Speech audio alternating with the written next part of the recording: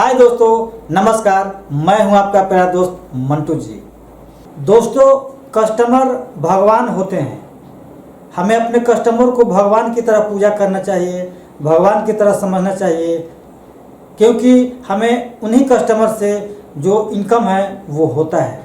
किसी भी दुकानदार के लिए कहा गया है कि अगर आप बिजनेस करते हैं तो आपके मुंह में चीनी और माथे पे बर्फ होना चाहिए। यानी कहने का मतलब है कि आप जो बोलते हैं वो मीठा बोलना चाहिए। यानी आप किसी व्यक्ति से बात करें तो मीठा में बात करें और दिमाग को ठंडा रख के बात करें, क्योंकि बिजनेस का यही सबसे बड़ा रूल है कि आप मीठा बोलें और शांत दिमाग रखें। हर एक तरह के कस्टमर मिलते हैं, चाहे वो जैसे भी कस्टमर हो, लेकिन वो हमारे लिए भगवान ही होते हैं। इसलिए अपने कस्टमर को भगवान ही समझना चाहिए। तो आइए जानते हैं कि अपने कस्टमर को कैसे बढ़ाएं। आपने देखा होगा कि आपके बाज़ार में एक तरह की 10-10, 20-20, 30-30 दुकानें हैं, लेकिन किसी किसी दुकान पे बहुत ज़्यादा भीड़ होता है और किसी किसी दुकान पे एक आध दो कस्टमर होते हैं। आखिर ऐसा क्यों होता है कि किसी दुकान पे बहुत ज़्यादा भीड़ है और किसी दुकान पे इक्के दुक्के कस्टमर पड़े रहते हैं? तो इस कारण को आइए हम लोग समझते हैं कि किसी दुकान पर भीड़ क्यों बहुत ज़्यादा होता है और किसी दुकान पर भीड़ बहुत कम क्यों होता है। जिस दुकान में भीड़ बहुत ज़्यादा होती है उस दुकान में जाएं और उस दुकानदार का बोल व्यवहार, उठने बैठने का तरीका आप देखें कि वह किस तरह से वह व्यक्ति बात कर रहा है कस्टमर से। आपको खुद ब खुद समझ में आ जाएगा। वह दुकानदार कस्टमर के दिमाग को हिप्नोटाइज कर लेता है, यानी कस्टमर के दिमाग को अपने बस में कर लेता है। तो हम अपने कस्टमर के दिमाग को बस में कैसे करें? वो कौन सा जादू चलाएं कि आपका कस्टमर आपके बस में हो जाए, आप जो बोले वो कस्टमर करे? तो यह हिप्नोटाइज आपको जानना बहुत जरूरी है कि वह कौन सा तरीका है जिससे कस्टमर के दिमाग को अपने बस में किया जा सकता है। तो आइए जानते हैं कि कस्टमर के दिमाग को वश में कैसे किया जाता है। अगर आप किसी सब्जी वाले के पास जाएं और सब्जी वाला आपको सब्जी देता है, आप जो जो मांगिएगा वो सब्जी आपको सब्जी वाला दे देता है। उसके बाद वो सब्जी वाला क्या करता है, आपके सामान जो ऑर्डर किए हैं उसके बाद वो थोड़ा सा धनिया निकाल करके आपके थैली में रख देता है। उससे क्या होता है, आपका दिमाग उसकी ओर आकर्षित होता है और वह आपके दिमाग को आकर्षित करता है एक थोड़ा सा धनिया डाल करके, और आपको लगता है कि नहीं भैया दुकानदार बहुत अच्छा है, हमको बहुत मानता है। तो सेम वही होता है अगर आपका किराना का दुकान है तो आपके पास अगर कोई नया कस्टमर है तो आपके से जितने भी कस्टमर मिलते हैं वो चाहे नए हो या पुराने हो, आप जिनसे भी मिले सबसे पहले बोले भैया जी नमस्कार, चाचा जी नमस्कार। अगर कोई डॉक्टर साहब हैं तो डॉक्टर साहब नमस्कार, कोई मास्टर साहब है तो मास्टर साहब नमस्कार, कोई बच्चा है तो हाय बाबू, हाय बबुआ, जो भी आप भाषा का इस्तेमाल करते हैं उनसे पहले प्यार से बात करें। ये कस्टमर को वश में करने का पहला तरीका है। अगर आप डेली अपने कस्टमर को प्रणाम करते हैं, नमस्कार करते हैं, तो वो जो कस्टमर है वो आपका मुरीद हो जाता है, वो आपके बस में हो जाता है। कहीं भी अगर कुछ भी सामान लेना होगा तो उसके दिमाग में तुरंत आएगा कि नहीं फलानी दुकान के पास चलते हैं, वो बेचारा डेली हमको देखता है तो प्रणाम करता है। वही आपके बगल वाला जो दुकानदार है वो किसी कस्टमर को प्रणाम नहीं करता है, तो वो उसके जो बात है कस्टमर के दिमाग में नहीं जाएगा। लेकिन अगर किसी कस्टमर को या किसी व्यक्ति को डेली प्रणाम करते हैं और उस चीज़ का जरूरत उस व्यक्ति को, अगर उस टाइप का जो आपके दुकान में सामान मिलता है तो वो आप ही के पास लेने आएगा, वो बगल के दुकानदार के पास नहीं जा सकता है। उसके बाद अगर उस कस्टमर के साथ कोई बच्चा आया है तो आप बच्चे से प्यार से बात करें, उनसे बोले कि चाचा जी, भैया जी, आपको कौन कौन सा सामान लेना है, जल्द से तुरंत उनसे लिस्ट लिखवाएं या खुद लिख लें, और लिखने के बाद जितना फास्ट में हो सके फास्ट डिलीवरी का कोशिश करें, फास्ट डिलीवरी करें और उनको सामान दें। सामान देने के बाद क्या करें, वो जो बच्चा है उसको एक्स्ट्रा अपने तरफ से 1 या 2 टॉफ़ी दें। हो सके अगर उसमें से थोड़ा सा बचत हो रहा है तो आप एक बच्चे को बिस्किट का पैकेट दे सकते हैं।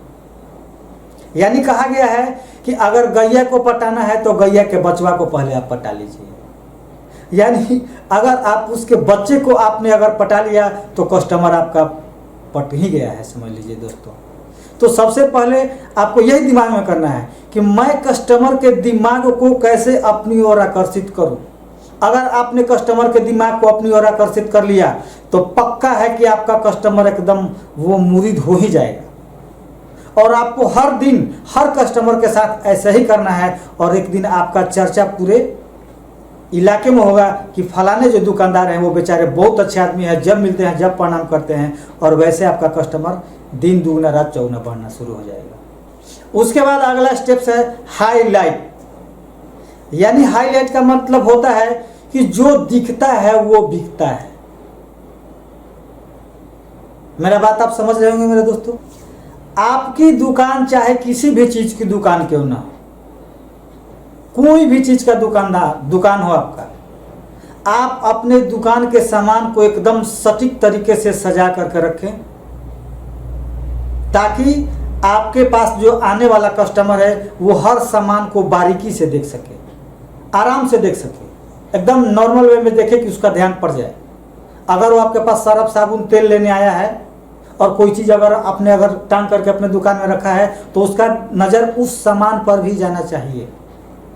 जैसे ही वो कस्टमर आप जो अपना लिस्ट बना करके कस्टमर जो लाया है कि मैं इतना इतना सामान लेना है, अगर उसका ध्यान उस सामान पर भी जाता है जो उसको नहीं लेना है तो उस सामान को वो जरूर खरीद लेगा कि चलो ये सामान एक लग रहा है कि नया सामान है, इसको हमको खरीद लेना चाहिए, ट्राई करके देखना चाहिए कि यह सामान कैसा है। उसके बाद अगर और प्रभाव पड़ता है कि अगर आप अपने दुकान में सामान को सजा करके रखते हैं तो हर व्यक्ति को लगेगा, जो भी कस्टमर आएगा तो नहीं भैया दुकानदार जो है वो बहुत साफ सुथरा रहता है, बहुत सामान को अच्छे ढंग से सजा करके रखता है।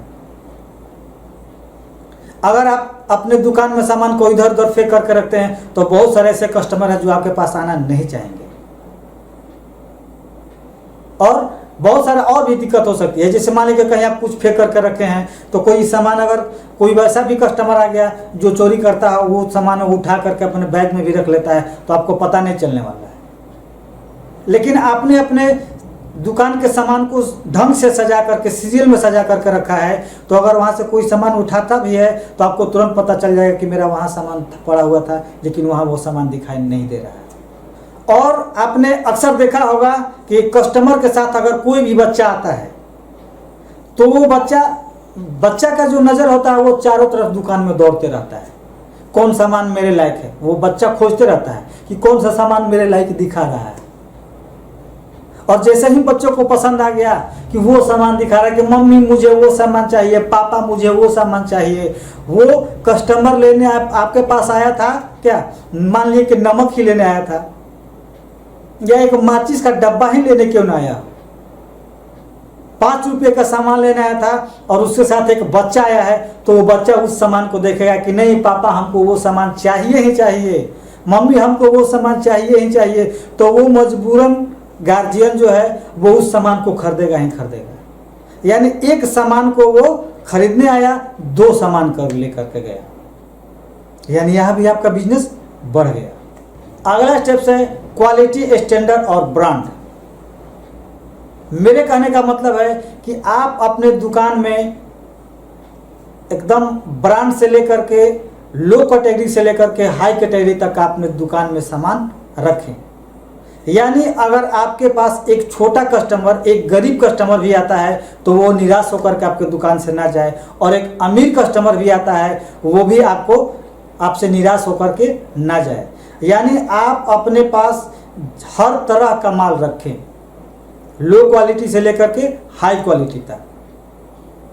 उससे होता क्या है कि अगर जो बड़ा कस्टमर है वो आएगा तो अच्छे ब्रांड का ही डिमांड करेगा कि मुझे इस ब्रांड का सामान चाहिए।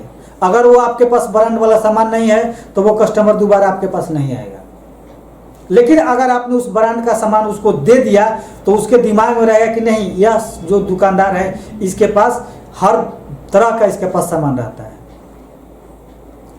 अगर गरीब कस्टमर आ गया और वो सामान नहीं है आपके पास तो आपके पास वो रिटर्न चला जाएगा और उसके दिमाग में बैठ जाएगा कि नहीं, यहाँ जो है कम दाम वाला सामान नहीं मिलता है, तो वो कभी भी आपके दुकान पर नहीं आएगा। तो इसलिए आप अपने दुकान में लो क्वालिटी से लेकर के हाई क्वालिटी तक का सामान जरूर रखें। आप अपने सेवा और सामान की गुणवत्ता हमेशा बनाए रखिए, इससे कस्टमर का जो है वो विश्वास हमेशा के लिए आपके साथ बना रहता है। उसके बाद अगला स्टेप्स होता है मेरे दोस्तों अपसेलिंग। ये अपसेलिंग आखिर कौन सी वाला है, ये आखिर अपसेलिंग ये क्या होता है? आप किसी साड़ी वाले दुकानदार के पास चले जाइए, वो सबसे पहले पूछेगा कि भैया जी आपको कितने तक का साड़ी चाहिए, 200, 400, 500, बोलिए जिस रेंज का बोलिए, मैं उस रेंज का आपको साड़ी दिखा देता हूँ। आप बोलिएगा कि 400 रुपये वाला साड़ी कृपया आप हमको दिखा दीजिए। आप जैसे ही 400 रुपये वाला साड़ी का डिमांड करिएगा, वो पहले 400 रुपये वाला साड़ी ला करके फेंक देगा, पसार देगा आपके सामने। उसके बाद 500 का साड़ी, 600 का साड़ी, 700 का साड़ी, 800 का साड़ी, हर एक ब्रांड हर एक तरह का साड़ी आपके पास ला करके पसार देगा। बोलेगा भैया थोड़ा सा देखिए महंगा है, ये 500 रुपये का है, लेकिन बहुत कारीगरी इसमें किया हुआ है, बहुत बेहतर साड़ी है भैया, आप इसको ही ले लीजिए। अगर आप बोलिए तो इससे भी थोड़ा सा और महंगा वाला दिखाते, तुरंत आपको एकदम 600 रुपये वाला साड़ी पसार देगा। भैया 600 रुपये वाला साड़ी देखिए, एकदम इसमें तो एकदम कढ़ाई तो जबरदस्त, एकदम इतना बेहतरीन काम किया हुआ है। उसके बाद फिर तुरंत आपके सामने 800 रुपये का साड़ी पटक देगा। अरे भैया देखिए ये तो एकदम मत पूछिए, इसका तो इतना ज़्यादा पहन रही है औरतें कि मत कहिए। बहन जी ये साड़ी आप पर तो बहुत जचेगा, माता जी ये साड़ी एक बार पहन के देखिए। तो ये होता है अपसेलिंग, यानी कस्टमर आपके पास लेने आया 400 रुपये का साड़ी और दुकानदार आपको भेज दिया 800 रुपये का साड़ी। यानी कोई भी जो सामान लेने आपके पास आया है, आप उससे जितना का वो सामान मांग रहा है उससे थोड़े ऊंचे दाम वाला सामान दिखा करके और आप कस्टमर को आराम से बेच सकते हैं और थोड़ा सा पैसा ज़्यादा कमा सकते हैं। तो ये होता है अपसेलिंग मेरे दोस्तों। अगर मेरा वीडियो अच्छा लगा होगा तो आप लाइक और सब्सक्राइब जरूर करेंगे मेरे दोस्तों। मिलते हैं फिर एक नए वीडियो में, तब तक के लिए जय हिंद।